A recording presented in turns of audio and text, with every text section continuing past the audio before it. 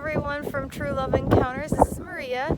Today is a little bit of a rainy day outside, as you can see, like right above. Everything's all wet. But I wanted to come out. If you see me looking down, I am walking. I wanted to come down anyways and just shoot a video outside because I like to be outside. I like to go out. I like to see nature, animals, all that awesome stuff, flowers. I do love flowers. I need to learn how to flower a garden at one point. But yeah, so I just wanted to come out here and talk about a dream I had probably about 2 weeks ago. It was really cool. It's about revival. And who of us does not like revival over here? We love revival. All right. So I encourage you to keep an open mind and just to let the Lord minister to you when I'm telling you this dream. So this dream goes as follows. I was in this church looking building, but like a modern type church, you know, it's not like a cathedral. It was more like a modern feel to it. I was in it and there was a bunch of people, like a lot of people. It was packed. And then there was the stage, right? And I could see, or I could feel, I could see the people, and they were like kind of like asking for something. You know, I could see like a procession, like with both hands, like up, asking for something. And then like I could hear them, like their thoughts say that they wanted something, like help me. And then they were actually like thinking about God, like help me, God, but it wasn't like a humble sense. I felt that they were just wanting God to like fulfill their every whim just because, you know, they're alive, instead of like giving their life to the Lord and asking the Lord, you know, to increase in them. And then obviously, of course, we can ask for stuff, but you know what I mean? Like it just felt selfish. It felt like these people hadn't given their life to Jesus and they just wanted, you know, like the new car, you know, down the street just because, you know, and whatever. So anyway, it just felt that way, you know, and it felt like they were using God. That really felt that way. But then after that, it also, like, there was this man of God about to come out, and then this man of God comes out, right? It wasn't any specific man of God that, you know, I should name out. It was just like I just knew this person was anointed, and they actually. This person comes out and he starts praying for people, and people start falling out in the Spirit. Okay, so this guy actually has the power of the Holy Spirit, and there was nothing wrong with this guy. It's just that people were putting like their focus on the guy. Like, yes, they knew it was God, but like the guy needed to provide the message from God and like everything. You know what I mean? Like they were idolizing kind of this guy, and like their heart position wasn't in the right place.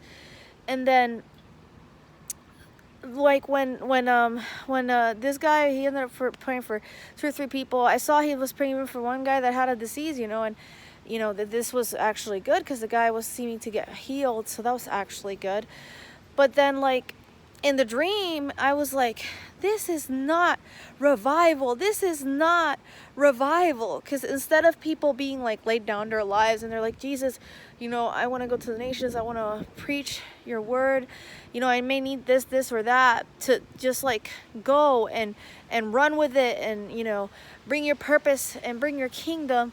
Instead of that, it was more like just most of them anyway. It just felt like a selfish desire, you know, like they just wanted it for their own life, and they were just focusing on this man of God instead of God, which, you know, it was like, what? And you knew that they were believers, because in the dream I knew they were believers, but they were like focusing on the wrong person. Because when you focus on God, then God will provide, and he'll bring people of God around you to tell you stuff and to teach you and all that good stuff. But you have to have your heart positioned toward God, like he's the main provider, because he is. Instead of like on the man of God. And I woke up and I felt like this was really important to put out there, because a lot of people, especially in Orlando, I've noticed there's a lot of like conferences, there's a lot of different ministries, there's a lot of different churches, and nothing wrong with that. But a lot of people may think that revival is just starting because they see the Spirit move at a certain place or location, or they see this one man of God in this particular conference just knocking out a bunch of people. And I really think it has to do with the heart position. I think that the Lord was just showing that the heart position is really important, and that that's not actual revival. He does minister to his people. He will minister to his people. And, revival will look like a packed place, with people around, and the Lord using one or two or three, whoever he wants to use for that purpose, people of God, men and women of God. But I really think that he's like alerting us that the position of the heart is what really matters. And, revival really happens from within. So he wants to transplant your heart. Here, the pool. He wants to transplant your heart.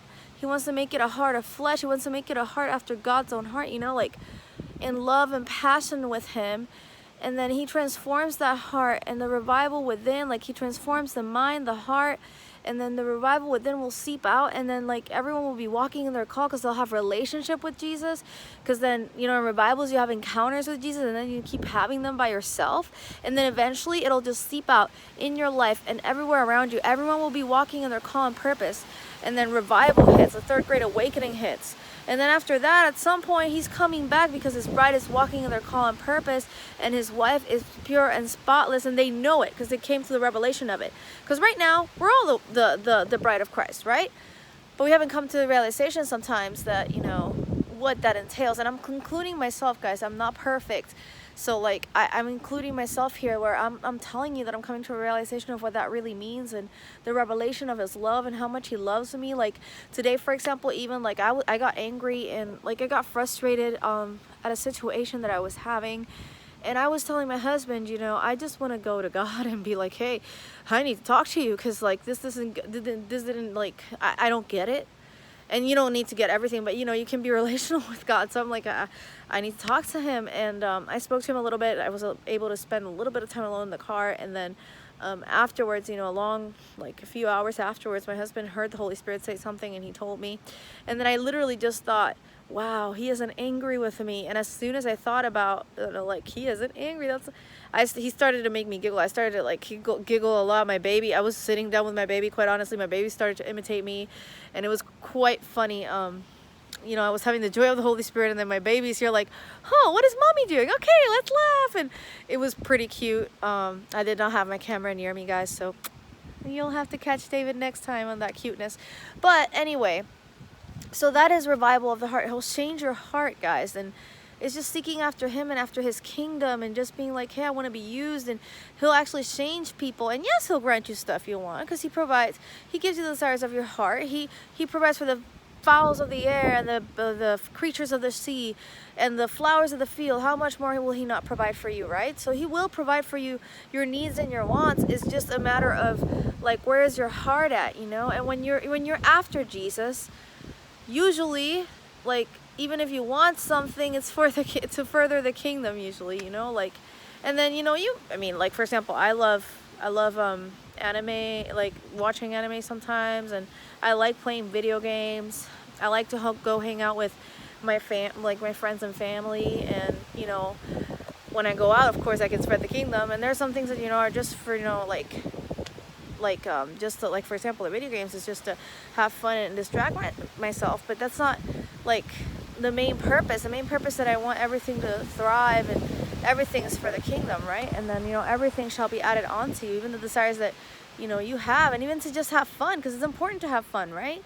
So yeah, I just wanted to come on here and just tell you guys that maybe revival doesn't look like what you think it'll look like. It doesn't look like, oh, I want this Lamborghini, because I deserve it, and that's it, and just do whatever you want with it. Or I want this. Sometimes it's even a relationship. I want this to work out, but it's not because you want the person to be closer to God. It's because you want to be the person. You want the person to worship you, or you want the person to just cater to all of your desires and not make your life hard, right? So it's not about that. It's about the heart being positioned to Jesus. The moment that the Lord touches you and your heart gets positioned to Jesus is when revivals start breaking and you start getting revelation and freedom, and then, you know, it'll seep out again, and then we'll all be walking in our calls and purposes, and yeah, it's gonna be awesome. So I just wanted to come out here and just like tell you guys, I wanted to show you my pool, which is still closed, but it'll open, guys. I have faith that it'll open. All right, guys, so I'll see you next time. Like, share, subscribe.